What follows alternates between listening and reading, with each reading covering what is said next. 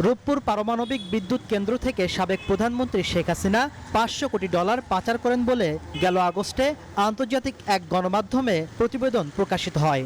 রূপপুর পারমাণবিক বিদ্যুৎ প্রকল্প সহ মেগা প্রকল্পে দুর্নীতির অভিযোগে এবারে দুদকের জালে ফাঁসলেন সাবেক প্রধানমন্ত্রী শেখ হাসিনা।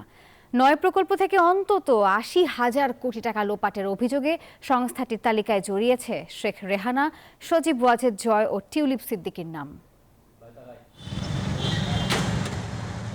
রূপপুর পারমাণবিক বিদ্যুৎ কেন্দ্র থেকে সাবেক প্রধানমন্ত্রী শেখ হাসিনা $500 কোটি পাচার করেন বলে গেল আগস্টে আন্তর্জাতিক এক গণমাধ্যমে প্রতিবেদন প্রকাশিত হয়। বলা হয়, প্রকল্প বাস্তবায়নকারী সংস্থা রোসাটম মালয়েশিয়ার একটি ব্যাংকের মাধ্যমে শেখ হাসিনাকে এই অর্থ প্রদান করে, যাতে মধ্যস্থতা করেন ছেলে সজীব ওয়াজেদ জয়, বোন শেখ রেহানা ও টিউলিপ সিদ্দিক।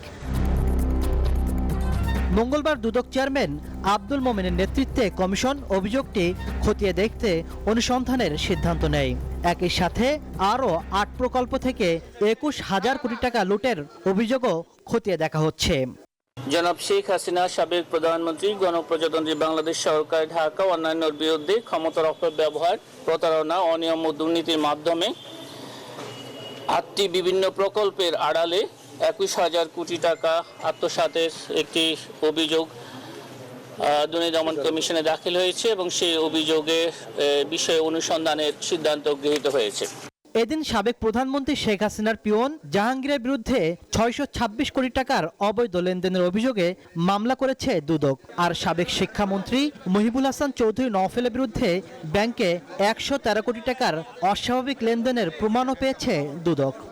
প্রাথমিকভাবে প্রতীয়মান হয় এবং তার নামে বেনামে আরও সম্পদ থাকার সম্ভাবনা থাকায় তার প্রতি দুর্নীতি দমন কমিশন আইন 2004-এর 26(1) ধারায় সম্পদ বিবরণী দাখিলের নোটিশ জারির সিদ্ধান্ত গৃহীত হয়েছে।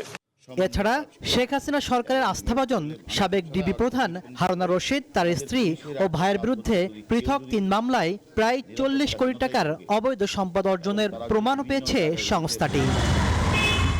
তাসলিম তৌহিদ, নিউজ 24, ঢাকা।